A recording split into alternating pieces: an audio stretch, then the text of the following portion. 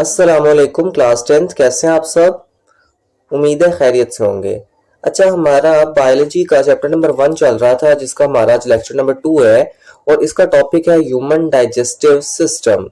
ये एक बहुत लंबा चौड़ा टॉपिक है जो कि हमारा 3 से 4 लेक्चर में कंप्लीट होगा और इसमें से शॉर्ट, लॉन्ग और एमसीक्यूज ये हर चीज के लिए मोस्ट इंपॉर्टेंट है।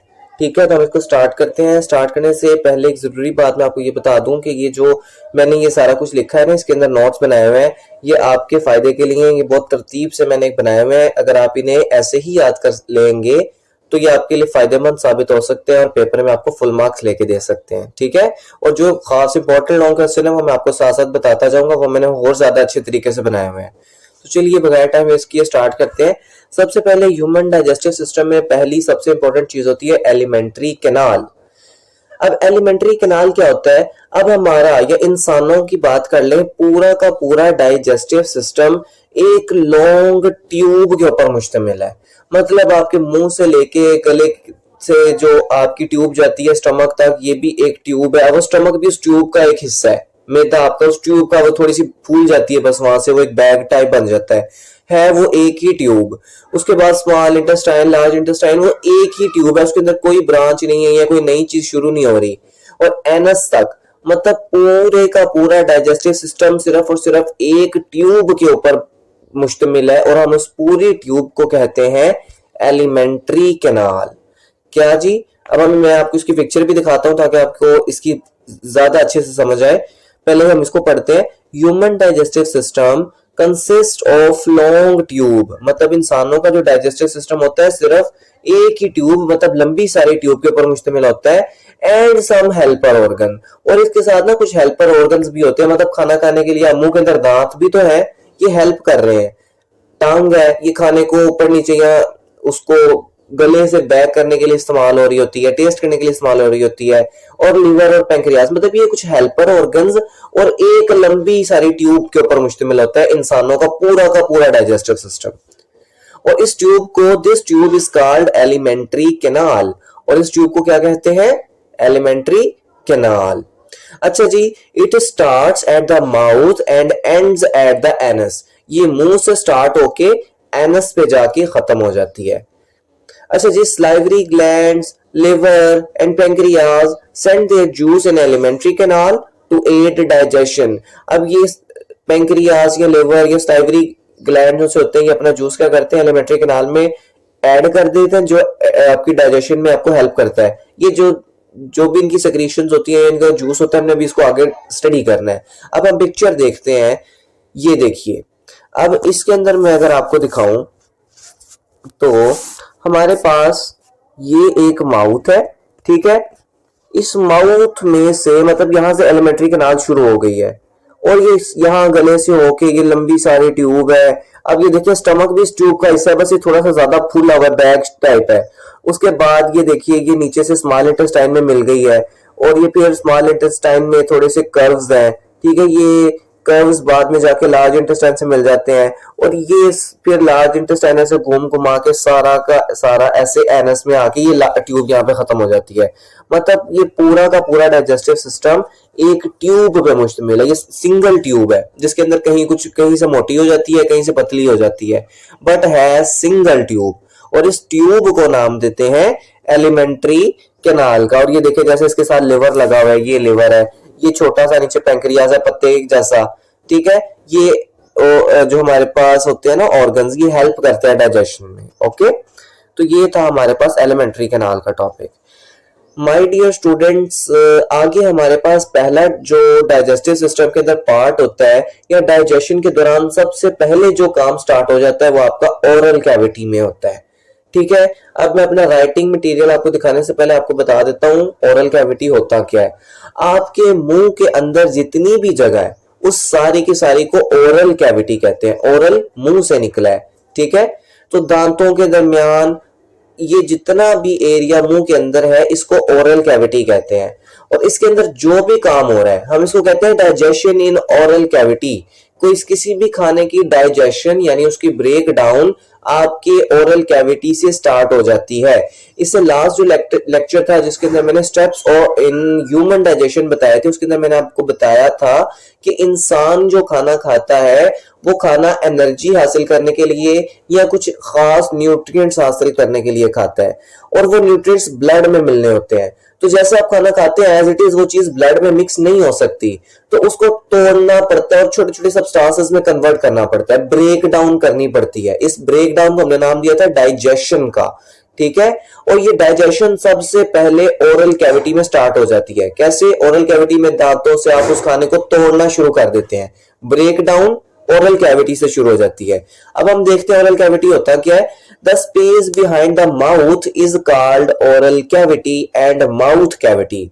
आपके मुंह के पीछे यानी कि मुंह के अंदर जितना भी एरिया खाली जगह है, जितनी भी जगह है, उस सारी की सारी को ओरल कैविटी या माउथ कैविटी कहते हैं। गले से पहले और मुंह के मतलब लिप्स के बाद जितना भी एरिया बचता है, खाली जगह जितनी भी है। It contains the taste bud on the surface of tongue to taste food. अब इसके काम आ रहे हैं, these are the functions of oral cavity. इसके अंदर अब जो हमारी टंग होती है, जुबान होती है, उसके ऊपर कुछ खास किस्म के टेस्ट बर्ड्स होते हैं। आपने ये 6th क्लास की बुक साइंस में पढ़ा होगा, ठीक है। और ये किस वजह से, क्या चीज हमें हेल्प करते हैं? फूड को टेस्ट करने में हेल्प करते हैं, ठीक है। उसके बाद the mechanical digestion begins in oral cavity. सबसे पहले डाइजेशन ओरल कैविटी में शुरू हो जाती है। मैकेनिकल का मतलब फिजिकली। अब आप अपने दांतों से खाने को तोड़ना शुरू कर देते हैं, ब्रेक डाउन कर देते हैं, छोटे छोटे पीसेस में कन्वर्ट कर देते हैं। और ब्रेक डाउन को हमने लास्ट लेक्चर में नाम दिया था डाइजेशन का। तो इस वजह से मैं कह रहा हूं कि मैकेनिकल डाइजेशन या फिजिकल डाइजेशन आपकी ओरल कैविटी में स्टार्ट हो जाती है। और अब केमिकल डाइजेशन की बात करते हैं। केमिकल डाइजेशन ऐसी डाइजेशन होती है जिसके अंदर कुछ खास केमिकल्स इन्वॉल्व होते हैं, कुछ एसिड्स इन्वॉल्व होते हैं, कुछ एंजाइम्स इन्वॉल्व होती हैं। अगर कोई चीज टूट फूट का शिकार हो रही है या उसमें डाइजेशन हो रही है with the help of some chemicals, तो हम उसको केमिकल डाइजेशन कहते हैं। अगर फिजिकली कोई चीज तोड़ी फोड़ी जा रही है दांतों के जरिए या स्टमक में चर्निंग का एक प्रोसेस होता है उसके जरिए, तो हम उसको कहेंगे मैकेनिकल या फिजिकल डाइजेशन, ठीक है। अच्छा जी, केमिकल डाइजेशन देखते हैं इन ओरल कैविटी। अब आपको पता है ओरल कैविटी के अंदर जो आपका सलाइवा बनता है, सलाइवा में बहुत से केमिकल होते हैं। partial chemical digestion of carbohydrate is done by 3 pairs of salivary gland। अब हमारे मुंह के अंदर या ओरल कैविटी में 3 पेयर होते हैं सलाइवरी ग्लैंड के, जो हर टाइम सलाइवा प्रोड्यूस कर रहे होते हैं। इनके यहाँ पे आपकी ये लेवल पे उन्होंने एक्सप्लेन तो नहीं किया, लेकिन मैं आपको बता देता हूँ। दो जो मतलब एक पेयर आपकी जुबान के नीचे होता है उसको सबलिंगुअल कहते हैं, फिर आपके दांतों की जो जड़ें होती हैं उसके अंदर होता है, फिर आपके कानों के करीब होता है। ये 3 पेयर होते हैं हमारे पास सलाइवरी ग्लैंड्स के, जो 24 घंटे सलाइवा प्रोड्यूस कर रहे होते हैं। और सलाइवा हेल्पफुल होता है कार्बोहाइड्रेट की डाइजेशन के लिए। अब यहाँ पे सलाइवा के अंदर कुछ केमिकल्स होंगे, मैं आपको बताता हूँ कौन से, ठीक है। वो कार्बोहाइड्रेट्स को तोड़ रहे हैं पार्शियली, मतलब थोड़ा बहुत। इसका मतलब केमिकल डाइजेशन स्टार्ट हो चुकी है ओरल कैविटी में, ठीक है। These glands are attached with the oral cavity and secrete saliva. अब वही सलाइवरी ग्लैंड क्या करेंगे, ओरल कैविटी के साथ अटैच होंगे और वो सलाइवा सिक्रीट करेंगे। और सलाइवा है क्या? A mixture of water, mucus and digestive enzyme like amylase. आपका जो सलाइवा होता है वो 3 चीजों का मिक्सचर होता है, एक वाटर, एक म्यूकस। अब म्यूकस एक सब्सटेंस होता है चिपचिपा सा, जो चिपचिपापन उसके अंदर होता है वो म्यूकस की वजह से होता है। और उसके बाद एक एंजाइम होती है। एंजाइम शायद आपने 9th क्लास में पढ़ा हो, ये खास किस्म का केमिकल होता है जो किसी भी रिएक्शन को स्पीड अप कर देता है या किसी भी चीज की ब्रेक डाउन के लिए आसानी से समझने के इस्तेमाल होता है। तो अमाइलेज एक एंजाइम है जो कि कार्बोहाइड्रेट्स को ब्रेक कर देती है, और आपकी सलाइवा में अमाइलेज एंजाइम मौजूद है, ठीक है। तो जब आप कोई कार्बोहाइड्रेट खाएंगे तो ये अमाइलेज उस कार्बोहाइड्रेट की ब्रेक डाउन यानी डाइजेशन को स्टार्ट कर देगी, ठीक है। Water and mucus moisture the food. और ये माइलेज का काम तो हो गया कि वो उसने खाने को यानी कार्बोहाइड्रेट्स को डाइजेस्ट कर देना है। बाकी बचे वाटर एंड म्यूकस, उनका काम क्या होगा? Water and mucus moisture the food, ये खाने को सॉफ्ट करेंगे, गीला करेंगे, ठीक है। और ताकि वो गले की जो नाली है वो उससे इजीली खाना पास कर जाए। अब आपने माउथ में तो रख लिया, उसको चबा लिया, लेकिन अगर वो सख्त होगा तो वो गले की नाली से मसला करेगा गुजरने के लिए। तो वाटर और म्यूकस उस खाने को मॉइस्ट सॉफ्ट करने में हेल्प करते हैं। And amylase break the carbohydrate into simple sugar, और एमाइलेज का काम मैंने आपको पहले बता दिया है कि वो कार्बोहाइड्रेट को तोड़ के सिंपल शुगर में कन्वर्ट कर देते हैं। ठीक है, ये आप एक डायग्राम देख रहे हैं, ये देखिए ये माउथ है, ठीक है, इसके अंदर ये आपको खाली जगह नजर आ रही है पिंक कलर में। ठीक है, तो इसको हम ओरल कैविटी कहते हैं। अब इसके अंदर काफी चीजें, जुबान होती है, इसके अंदर हमारे पास सॉफ्ट पैलेट होता है, हार्ड पैलेट होता है, हमारे पास टंग होती है, टीथ होते हैं। ठीक है, तो ये अभी हम मतलब इतना ज्यादा तफसील में जाने की जरूरत नहीं है, सिर्फ मैंने आपको एक पिक्चर दिखाई है। जो यहाँ पे लिखा गया, आपकी बुक ने भी वही चीजें मेंशन की है, मैंने भी वही चीजें मेंशन कर दी है। ठीक है, अब इसके बाद हम देखते हैं, इससे ओरल कैविटी से नेक्स्ट पोर्शन जो हमारे पास ह्यूमन डाइजेस्टिव सिस्टम में होता है वो है फेरिंक्स एंड ओसोफेगस। ठीक है, अब मैं आपको फेरिंक्स को पिछली पिक्चर में दिखाता हूँ ना, पिछली पिक्चर में हमारे पास फेरिंक्स था, मैं आपको दिखा देता हूँ कि फेरिंक्स होता क्या, फिर हम इसको देखते हैं। पिछली पिक्चर में ये लें जी, ये हमारे पास जो प्रीवियस स्लाइड है वो वापस आ गई। अब मैं आपको पहले तो इसको थोड़ा सा बड़ा कर लेते हैं और फिर मैं आपको दिखाता हूं। ये देखिए, ये जो येलो कलर का आपको एरिया नजर आ रहा है, जो यहाँ पे फेरिंक्स नाम लिखा हुआ है, या सिर्फ आप ग्रीन और को छोड़ दें, आप सिर्फ और सिर्फ येलो एरिया को देखें। हम इतने से येलो एरिया को फेरिंक्स का नाम देते हैं।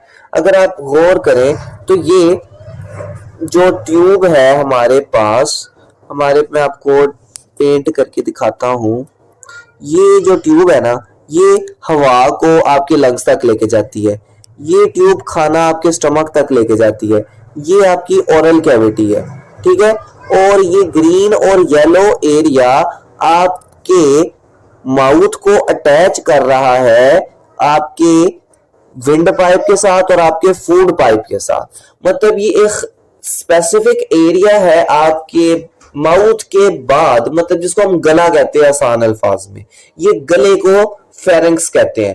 ये एक ऐसा एरिया होता है जो हमारे पास फूड पाइप और विंड पाइप, मतलब सांस की नाली और खुराक की नाली, इन दोनों के लिए कॉमन होता है। मतलब मुंह को, अब आप देखिए, मुंह से सांस भी ले सकते हैं, नाक से भी सांस ले सकते हैं। ठीक है, लेकिन अभी हमारा मेन जो काम है वो डाइजेशन पे हो रहा है, डाइजेस्टिव सिस्टम पे हो रहा है। नोज वाली बात अब करते हैं जब हम रिस्पायरेटरी सिस्टम पढ़ते हैं, चैप्टर नंबर 2 है आपका, उसमें देखेंगे। अभी इसका मेन काम सिर्फ इतना है कि ये एक ऐसा पार्ट है जो हमारा फूड पाइप और हमारे पास जो एयर पाइप या विंड पाइप कर ले, इन दोनों को मिला रहा है। अब जब ये कंट्रोल करता है, देखिए जब आप खाना को निगलते हैं ना, गले से गुजारते हैं, तो आपकी सांस बंद हो जाती है ताकि आपका जो खाना है वो विंड पाइप में ना चला जाए। ठीक है, ये आपकी सेफ्टी प्रोवाइड करता है आपको। ठीक है, तो ये था इसका काम। अब हम इसको पढ़ते हैं कि ये है क्या। अब मैंने आपको एक छोटा सा इंट्रोडक्शन दे दिया कि ये गला होता है और ये क्या करता है। अब हम पढ़ेंगे तो आपको मजीद समझ आ जाएगी। फेरिंक्स की बात करेंगे। Pharynx is the tube like structure, ये छोटी सी ट्यूब लाइक स्ट्रक्चर होती है बिहाइंड ओरल कैविटी। अब ये ओरल कैविटी के बाद का हिस्सा होगा, मतलब आपने खाना आया आपकी ओरल कैविटी में, आपने उसको चबाया, उसके अंदर आपने स्लाइवा मिक्स हो गया, स्लाइवा ने कार्बोहाइड्रेट को, उसके अंदर माइलेज थी, उसने डाइजेस्ट कर दिया, फूड मोशन हो गया। अब वो जब गले से गुजर गया, अब वो पहुंचेगा फेरिंक्स में। ठीक है, मतलब ओरल कैविटी के पीछे जो एरिया है वो है pharynx. It is common to both nasal cavity and oral cavity. अब नेजल कैविटी जो आपके नाक वाली के अंदर जो जगह होती है, और ओरल कैविटी मतलब ये नाक से जो आवाज आती है वो भी इसके अंदर फेरिंक्स में जाती है, और जो खाना हमारे यहाँ, जो हवा हमारे मुंह से जाती है या जो खाना हमारे मुंह से जाता है वो भी इस फेरिंक्स से गुजरता है। मतलब यहाँ से 2 वे ट्रैफिक गुजर रही होती है, ये कॉमन पाथ होता है। ठीक है, it is the common to nasal and oral cavity. इस पॉइंट के बाद सेपरेशन होगी। ठीक है, अच्छा, it control the passage way of both air and food. अब ये एक कंट्रोल सेंटर है कि कब सांस लेना है, कब सांस, अगर खाना आ गया तो सांस को रोक दो, पानी आ गया सांस को रोक दो, अब खाना नहीं आ रहा अब सांस की नाली खोल दो। ये सारे के सारे मैनेज कर रहा होता है, ये मैनेजर होता है इस काम का। And pass them to wind pipe and oesophagus safely, और खाने को ओसोफेगस में और यानी खुराक की नाली में, और एयर को विंड पाइप में सेफली पहुंचाना इसका काम होता है। एक ये काम कैसे करता है, मतलब ये एक कैसे सांस को रोक देता है और कैसे इसके पैसे को कंट्रोल करता है। तो इसका जवाब है कि इसके पास एक छोटा सा एक कार्टिलेज या जिसको आप कुरकनी हड्डी कहते हैं वो होती है इसके पास, जिसको हम कहते हैं एपिग्लोटिस, जिसको हम कहते हैं एपिग्लोटिस। ये एक छोटा सा इलास्टिक कार्टिलेज होता है, टिश्यू होता है एक, जो कि फेरेंक्स के अंदर मौजूद होता है। जब आप कोई खाना खाते हैं तो ये क्या करता है, एपिग्लोटिस को विंड पाइप के ऊपर, मतलब उसका ढक्कन होता है सांस की नाली का, जब आप खाना गुजारते हैं तो आप देखेंगे कि आपकी सांस की नाली जो है थोड़ी सी ऊपर मूव कर जाती है। अगर आप खाना जब खा के इसको नोट करिएगा, जब आपका निवाला गले में जाता है सांस की नाली थोड़ी सी ऊपर को उठ जाती है, ठीक है, जिसकी वजह से वो एपिग्लोटिस के ऊपर आ जाती है, मतलब ढक्कन बंद हो जाता है। अब कोई रास्ता ही नहीं बचता कि खाना आपके जो एयरवे है या विंड पाइप है उसमें चला जाए। बाजों का चला जाता है, जब आपको खांसी आनी शुरू हो जाती है, वैसा होता है कि आप बहुत स्पीड से खाना खा रहे होते हैं, आपके एपिग्लोटिस को समझ ही नहीं आती, या जो विंड पाइप है उसको समझ ही नहीं आती कि मैंने कैसे ऊपर होना था, और वो मतलब डिस्टर्ब हो जाता है काम, ठीक है। हम अभी जनरल बात कर रहे हैं, जनरली ऐसा नहीं होता, ये कंट्रोल करता है एपिग्लोटिस। अब हम इसको पढ़ते हैं। An important function of the pharynx is to prevent the entry of food into lungs, कि फेरेंक्स का इंपॉर्टेंट काम क्या है कि वो फूड को लंग्स में एंटर होने से रोकता है। अगर फूड लंग्स में चला जाएगा तो ये बहुत बड़ा मसला खड़ा कर सकता है।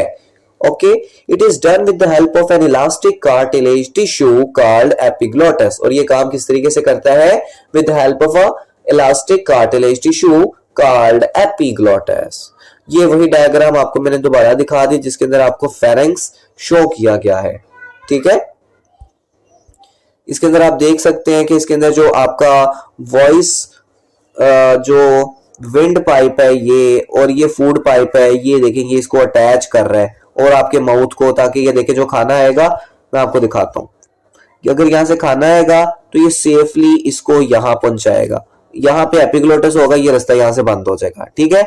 अगर हवा आ रही होगी चाहे मुंह से चाहे यहाँ नोज से, तो ये इसको जब एपिग्लोटिस नहीं होगा साइड पे हो जाएगा तो ये हवा यहां से ऐसे मूव कर जाएगी, ठीक है, मतलब ये इसके पैसेज को कंट्रोल कर रहा है। हम नेक्स्ट देखेंगे।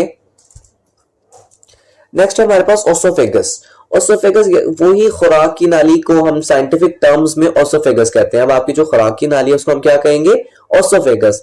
अच्छा, अब साइंटिफिक वर्ड में हम ऐसे कहेंगे, it is a long tube which connect oral cavity या फेरेंक्स कह लो टू योर स्टमक, ठीक है। आपके ओरल कैविटी को आपके स्टमक तक कनेक्ट करने वाली जो ट्यूब है वो ओसोफेगस होती है। इसका काम एक ही है कि आपका खाना जो माउथ से या ओरल कैविटी से जा रहा है वो सेफली स्टमक में चला जाए, सिर्फ इसका ये काम होता है, ठीक है। देखते हैं, oesophagus is a long tube about 25 centimetre. ये एक लॉन्ग ट्यूब होती है और एक एवरेज पर्सन में 25 सेंटीमीटर इसकी लेंथ होती है। And also called food pipe, इसका दूसरा नाम क्या है, फूड पाइप।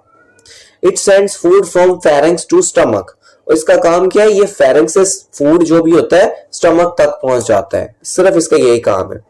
अब ये कैसे पहुंच जाता है, when the food enter oesophagus, जैसे ही फूड ओसोफेगस खुराक की नाली का जो ऊपर वाला मतलब एंट्री है वहां पे जैसे ही फूड आता है, अब ये ऐसे नहीं होता कि सिर्फ ये यूं इसको पुल करता है, फूड को खुद खींच के लाता है या निचोड़ के कह ले कि खुद को निचोड़ता है। इसके अंदर एक कंट्रैक्शन पैदा होती है जिसकी वजह से ये खाने को लेके जाता है स्टमक में किसी भी हालत में।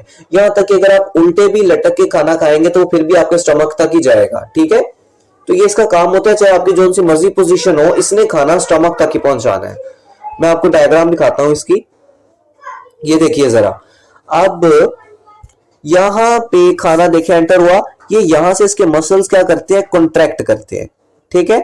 कॉन्ट्रैक्ट करने की वजह से आहिस्ता आहिस्ता ये कॉन्ट्रैक्शन ऐसे नीचे को मूव करती है, या अब ये यहां से कॉन्ट्रैक्ट हो जाएगा। जब यहां से कनेक्ट हो जाएगा तो ये वाला फूड यहां इधर आ जाएगा, फिर जब यहां आएगा तो ये यहां से कॉन्ट्रैक्ट हो जाएगा, और ये फूड फिर ऐसे मतलब इसको निचोड़ के यहां लाया जा रहा है, ठीक है। जैसे अभी फूड यहां था, अब ये कॉन्ट्रैक्शन नीचे चली गई, अब ये फूड यहां आ गया है, अब इसके बाद यहां पे कॉन्ट्रैक्शन होगी तो ये फूड यहां पे चला जाएगा, ठीक है।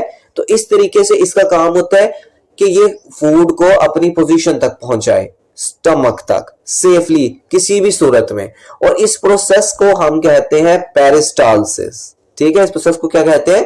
पेरिस्टाल्सिस। अगर आपसे पेरिस्टाल्सिस की डेफिनेशन आ जाती है तो आपने यही पॉइंट लिख देना है, when food enter oesophagus a wave of successive contraction and relaxation of the muscular wall, कि जो उसकी मसल की बनी हुई वॉल्स है वो बार बार कॉन्ट्रैक्ट रिलैक्स करती हैं, which help to send food into the stomach, जो कि स्टमक में फूड को सेंड करने में हेल्प करती है।